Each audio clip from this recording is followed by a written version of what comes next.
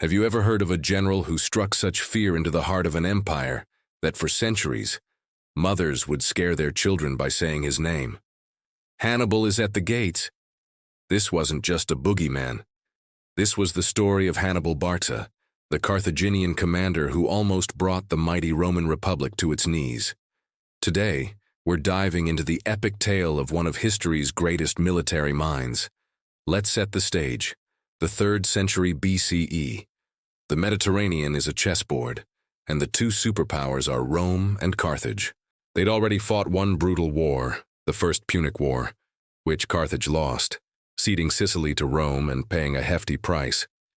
It was in this atmosphere of humiliation and resentment that our story begins. In 247 BCE, Hannibal Barca was born into Carthage's leading military family.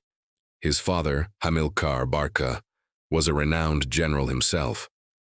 Legend has it that Hamilcar made his 9-year-old son, Hannibal, swear a sacred oath upon an altar to forever be an enemy of Rome. Whether this story is literally true or not, it perfectly captures the spirit of the man Hannibal would become. He was raised not just as a soldier, but as the living embodiment of Carthaginian vengeance. Fast forward to 218 BCE. Hannibal, now in command of Carthage's army in Spain, makes a move that will echo through eternity. He decides to take the fight directly to Rome, but not by sea, which the Romans controlled. No, Hannibal chose the impossible. He would march his army, tens of thousands of infantry, thousands of cavalry, and a few dozen war elephants, over the Alps and into Italy. Imagine the scene. This wasn't a gentle hike. It was late autumn. The mountain passes were treacherous, covered in snow and ice. His army faced freezing temperatures, starvation, ambushes from local tribes, and the sheer terror of navigating paths where a single misstep meant a fatal fall. Thousands of men, and almost all of the elephants, were lost. It was a brutal, harrowing journey. But when Hannibal descended into the plains of northern Italy, he had achieved the unthinkable. He had bypassed Rome's defenses and brought the war to their doorstep. The Romans were stunned. How could this have happened? They quickly sent legions to confront him, expecting to crush this depleted, exhausted army. Their first major encounter was at the Trebia River. Here, Hannibal gave the world the first real taste of his genius. He hid a detachment of his best troops under his brother Mago in the brush along the riverbank.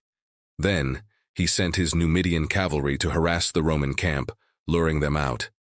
The overconfident Roman consul, Tiberius Sempronius Longus, ordered his entire army to cross the freezing river in pursuit, without even letting them eat breakfast.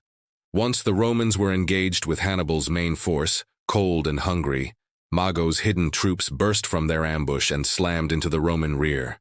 It was a complete disaster for Rome. A perfectly executed trap. This victory was just a warm-up. The following year, 217 BCE, brought the Battle of Lake Trasimene.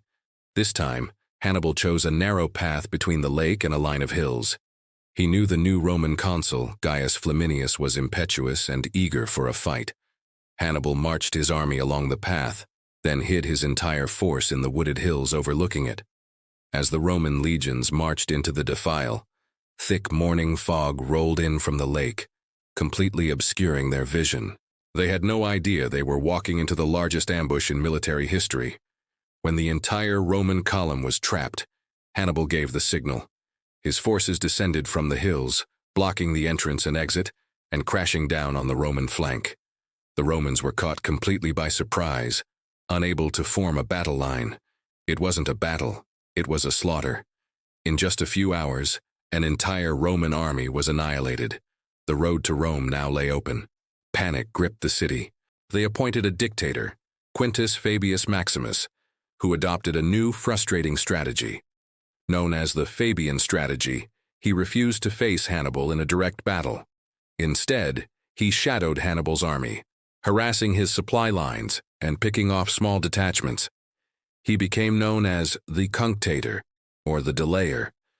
While effective, this was seen as cowardly by many Romans, who craved a decisive victory to restore their honor. Their patience wore out. By 216 BCE, Rome had raised its largest army ever, perhaps as many as 86,000 men. They placed it under the command of two new consuls, who were determined to crush Hannibal once and for all near a town called Cannae. This brings us to Hannibal's masterpiece. The Battle of Cannae is still studied in military academies today as the perfect tactical victory. Hannibal was severely outnumbered. He faced the massive Roman army on an open plain, which should have favored the Romans' heavy infantry. Here's what he did. He arranged his weakest troops, his Gallic and Spanish infantry, in a thin, crescent-shaped line bulging towards the Romans. On the flanks, he placed his elite African infantry. His superior cavalry, commanded by Hasdrubal, was on the wings. As the battle began, the massive Roman legions pushed forward, easily driving back Hannibal's weak center. This was exactly what Hannibal wanted. The Carthaginian line bent backward, but it didn't break. The Romans, sensing victory, surged deeper and deeper into the bulge. As they did, Hannibal's line transformed from a convex crescent into a concave one, slowly enveloping the Roman flanks. At that moment, two things happened. First, Hannibal's cavalry shattered the Roman cavalry on both wings, and then circled around to attack the Roman infantry from behind, completing the encirclement. Second, Hannibal's elite African infantry, which had been held in reserve on the flanks, turned inward and attacked the now exposed sides of the Roman legions. The Romans were trapped. Squeezed from all four sides, they were packed so tightly they could barely lift their weapons. The battle devolved into a massacre. By the end of the day, tens of thousands of Roman soldiers lay dead. It was the Republic's darkest hour.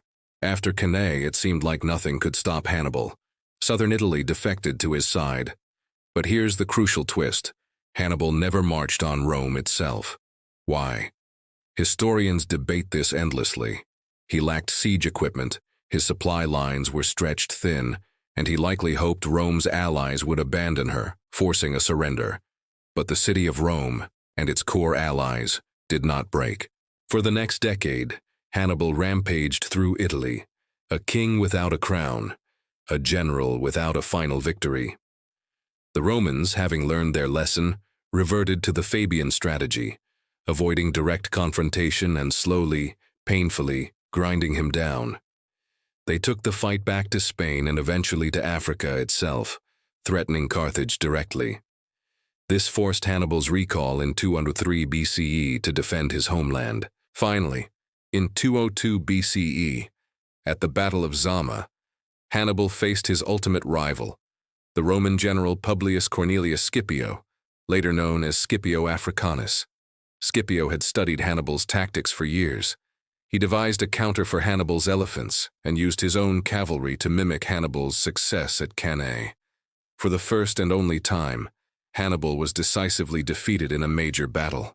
The Second Punic War was over. Carthage was humbled, its military might shattered. Hannibal lived on for years, a hunted man serving other kings in the East, always trying to ignite one last war against his sworn enemy. He finally ended his own life to avoid being captured by the Romans, a defiant end for a defiant man. Hannibal Barca lost the war, but his legend won the ages. He was a master of strategy, a brilliant reader of human psychology, and a leader who inspired unwavering loyalty in his diverse, mercenary army.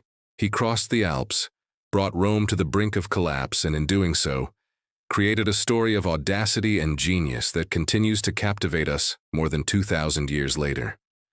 Thank you so much for joining me on this journey through history.